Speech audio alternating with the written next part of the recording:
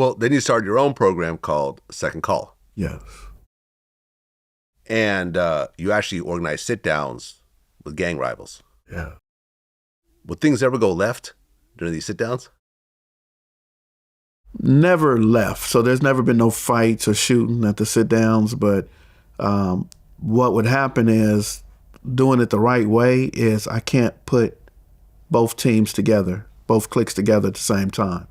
It's what we call shuttle diplomacy, where I gotta say, hey, what can I do to make this stop? And they tell me, and I go back to the other neighborhood and say, hey, is it possible to do these things to make this stop? And if they say no, I'd ask them, well, what does it take for me to make them? So I had to do that a couple of times before we put them together. And how often would they actually shake hands and agree at the end of the day? Not often. But what happened is it's different with the politics with the Cholo culture. The Chicano culture and the Black culture are totally different. Chicano has to answer to somebody.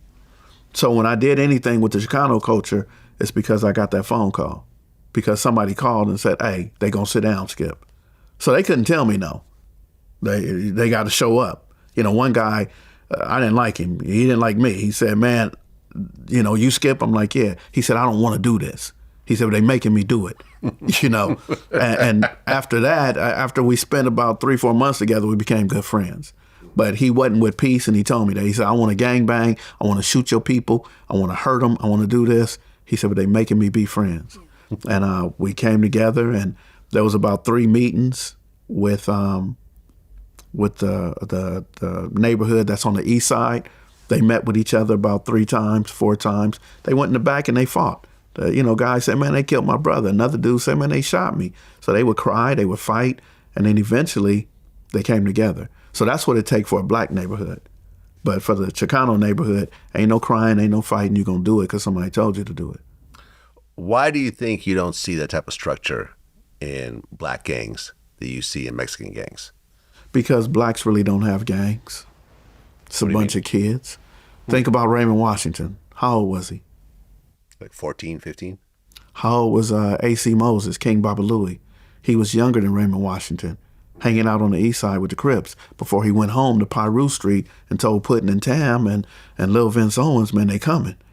So whatever Raymond Washington was, you figure A.C. Baba Louie was two years younger. So these are kids. So there was never a structure. It was more so they want to emulate. If you think about the names, I just told you Baba Louie. Do you remember the Jungle Book? Yeah. That's where he got his name from, Baba Louie. The monkey? Yeah, he was big. I don't know if he was a monkey, a gorilla, whatever he was. Something like that, yeah. And then you look at Tookie. That's a childhood nickname. Look at Barefoot Pookie. He stopped wearing shoes, but his family named him Pookie. These are childhood nicknames. There's Taco, there's Chip, the homie Hot Dog, rest in peace from 4-6. These are kids. I'm Skipp because I wore a sailor suit and I was the skipper. These aren't gangs. So after Cody Scott became Monster, now everybody wants to be Maniac, Devil, Evil. They came after that. Everybody else was a childhood nickname. So they're not real gangsters. There was no structure. It was just the Bloods want to not be victimized by the Crips, and the Crips want to be known for something because they couldn't be Slaussons or Baby Avenues or whatever they want to be. So they created their own image. But it was never a structure. If it was a structure, there would never be a 8-tray gangster Crip and a Rolling 60 neighborhood Crip. If there was a structure, you'd all be Crips. If we were all Bloods, we'd all be Bloods. There'd be no Denver Lanes, Outlaws, Brims. We'd just be, so there's no structure. There's no one leader. But people still call us gangs.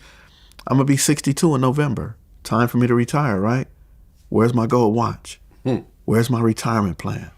Yeah. I did everything I was asked to do. I ain't never told on nobody. I went to prison, stayed solid. Ain't never been a homosexual. Ain't never ran. So there is nothing. How do I get supported by a gang?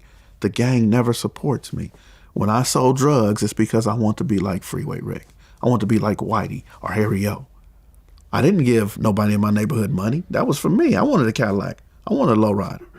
But people will say, oh, they're gangs and you got to destroy the gangs. What you're destroying is our families, our communities. You're destroying fathers. Teach us a trade. If everybody wouldn't have told us to go to college, everybody in my neighborhood would have been carpenters, electricians, iron workers. But you're telling us to go to college and I can't focus like that. I can't sit at a screen or sit at a table and, can't tell you what X is equal to. I don't know what X is equal to. Don't send me to algebra class. Teach me how to work with my hands to build something. But instead, no, if you don't pass the SAT, you won't get into college. Well, fuck the SAT and fuck college. I'm gonna hit the streets.